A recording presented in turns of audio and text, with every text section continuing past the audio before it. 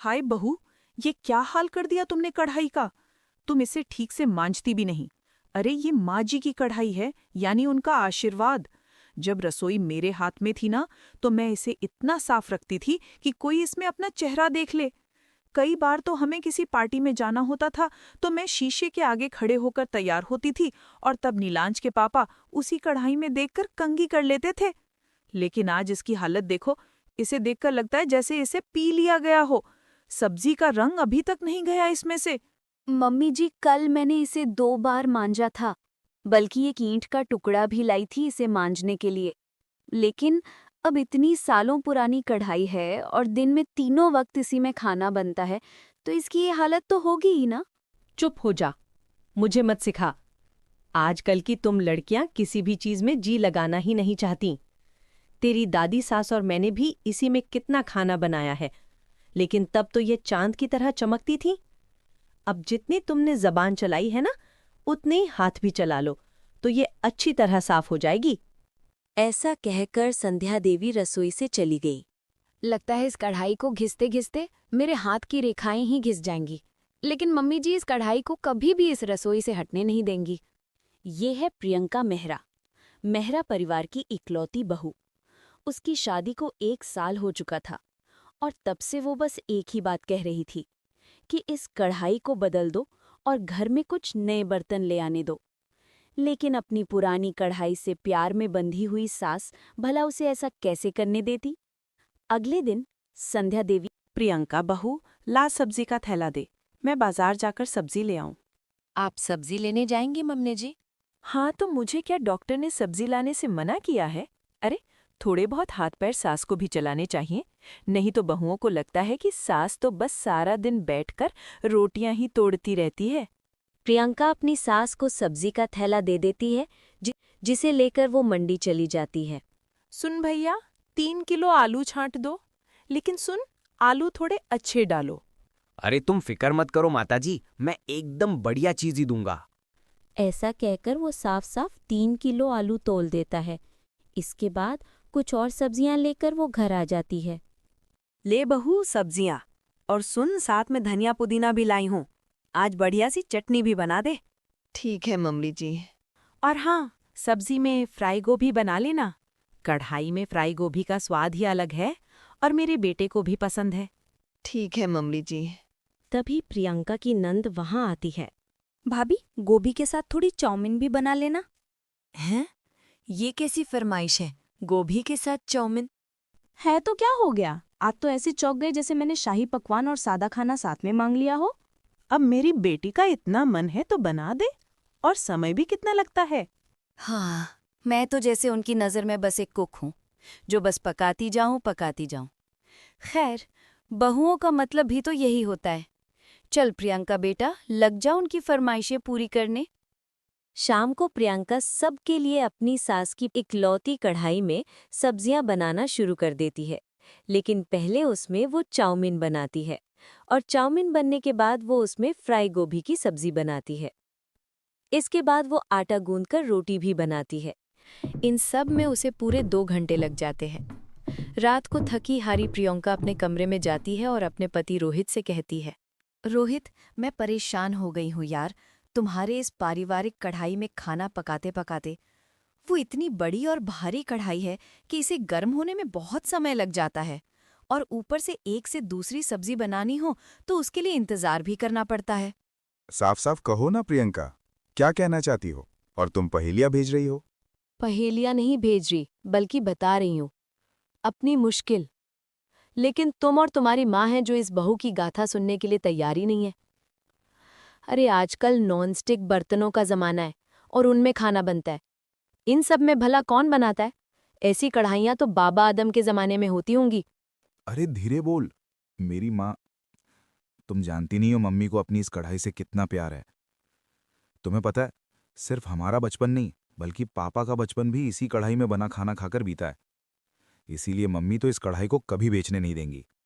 और तुम्हें भी क्या प्रॉब्लम है यार, खाना ही तो बनाना है। अब नॉनस्टिक कढ़ाई में बनाओ या पुरानी कढ़ाई में। उफ, जैसी माँ वैसा बेटा, इनसे तो कुछ कहना ही बेकार है। रोहित भी उसकी बातों को अनसुना कर देता है और ये सिलसिला ऐसे ही कुछ दिनों तक चलता रहता है। जैसे तैसे करके प्रियंका उस कढ़ाई में खाना बनाकर काम चला रही थी। यूं ही समय बीतता गया।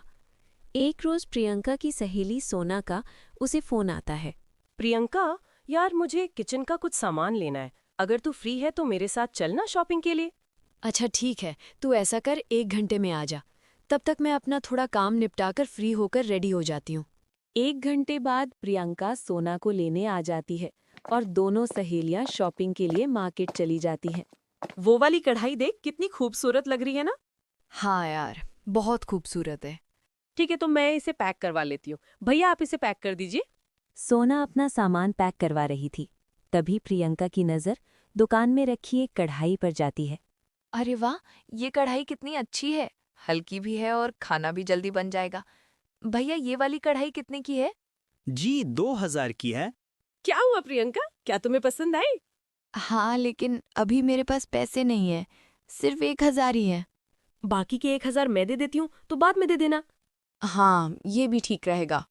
अब प्रियंका वो कढ़ाई ले लेती है और इसे लेकर घर आ जाती है। अरे बहू, ये के लिए आई?